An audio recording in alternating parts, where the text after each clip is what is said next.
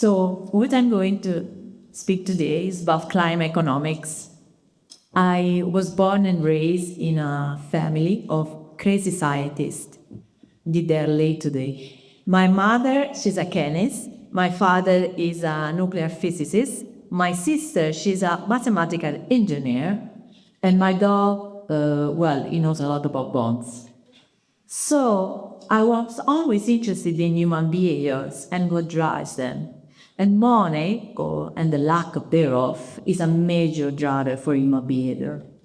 And so I will show you in this small speech as the lack of consideration for money is one of the main causes of inaction for climate change.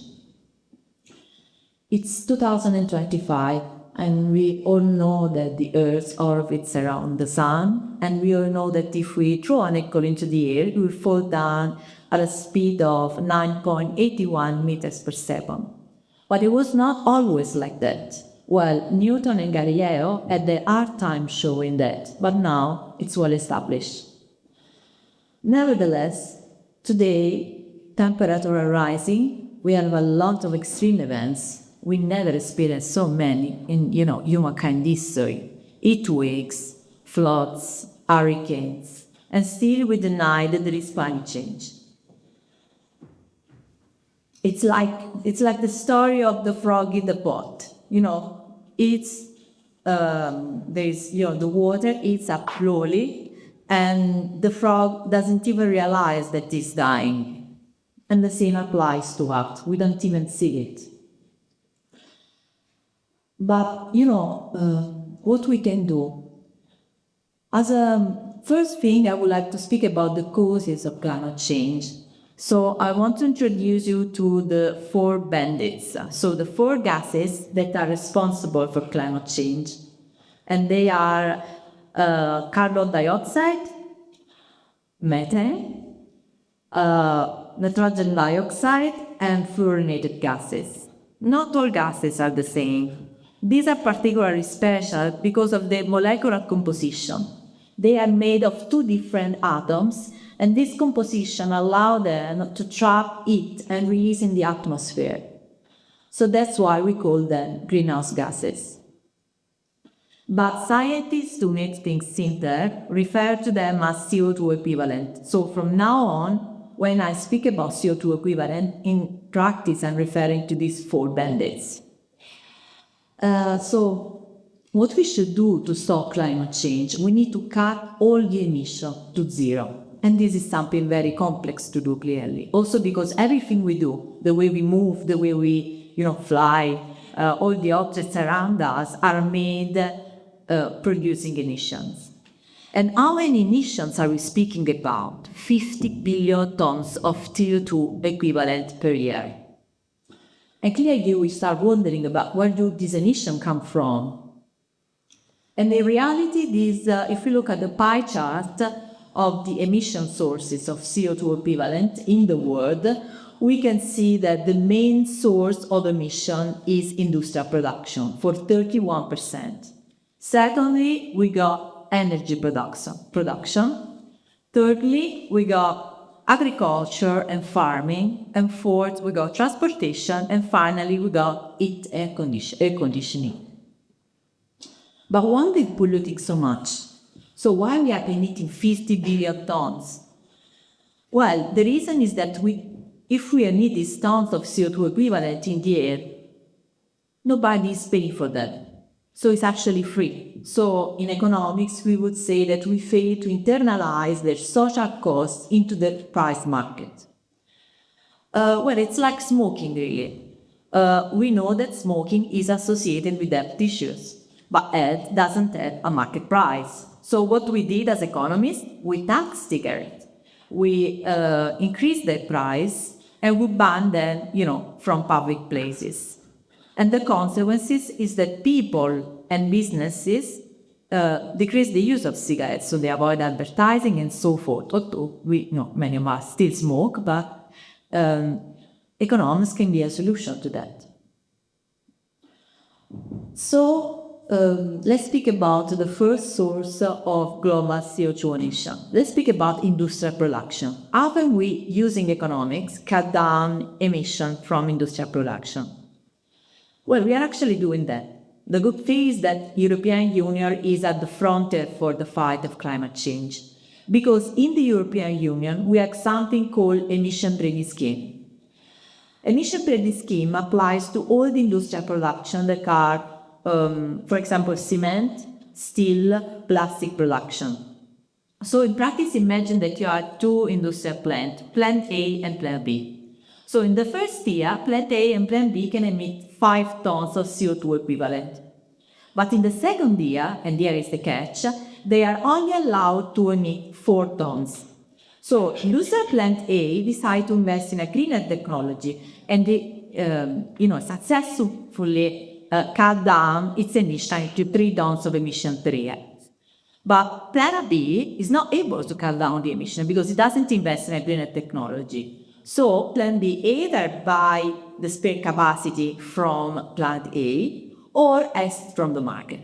So this is what the initial scheme is doing at the moment in Europe. It's cutting down emission by increasing the price of pollution. And it's working because the emissions are lowering every year and pollution is more costly.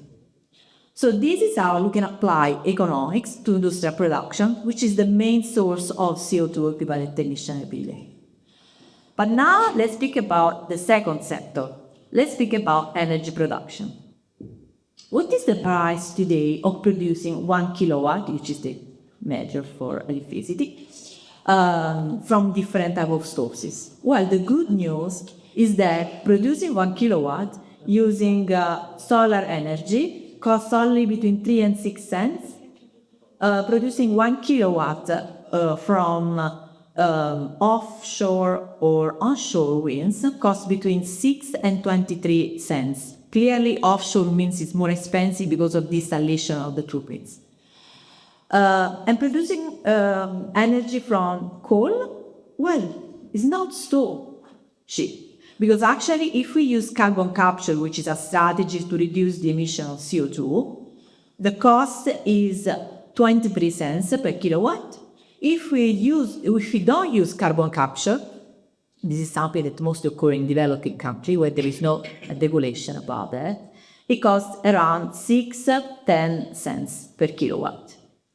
So as you can see, even without considering the cost of CO2 emission in the air, producing energy from renewable is already very inexpensive and it's competitive. It's worth it. So the technology, we have invested so much in technology in the last 2 decades in practice that now this investment is paid out. And the cost of renewable is very expensive. Clearly, we need to help developing countries to realize infrastructure because this is what renewables need, infrastructure. But once we created infrastructure, it's very expensive and it's really worth it because all the issues related to seasonality, related to storage of energy have been partially solved. But if we look at the external cost, so the cost of the CO2 emission of producing 1 kilowatt, the cost that is not into the market price of these energy sources, these are the costs in terms of 1 large bottle of Coca-Cola. So producing solar energy costs 1/3 of a large bottle of Coca-Cola. Producing 1 kilowatt of wind energy onshore or offshore is 1/6 of a large bottle. Producing energy from coal with carbon capture, 2 large bottles of Coca-Cola and 1/6, and producing 1 kilowatt without carbon capture, 5 large bottles of Coca-Cola. So it's much more the cost that is, marketable at the moment. So this is very interesting because this means that there is a market failure. So we fail to internalize the cost of pollution in the market price of 1 kilowatt produced with different type of energy sources. So this is the second sector, energy production. Now let's move to the third sector. How can we apply economics to agriculture and farming? Well, first of all, let me say something that, when we have to fight climate change, it clearly affects every aspect of our life, as I say. But when it comes to deforestation, animal extinction, fresh water shortage, there is only one sector to blame, and this is agriculture and farming. And in particular, to make things even easier to understand, there is one food item to blame: beef. To produce 200 grams of beef burger, we need an apartment of 80 square meters internal surface. And we need 2 downstairs full of water. And we will need 20 kilograms of CO2 equivalents. This is only 200 grams of beef burger. So clearly, we don't pay the right price when we go to the supermarket, because when we go to the supermarket, on average, a beef burger of 200 grams costs 2.5 euro. So clearly, there is market failure. Clearly, we are not paying for the social cost. We are not paying for all the water, all the surface, all the CO2 emission that we are producing for the burger.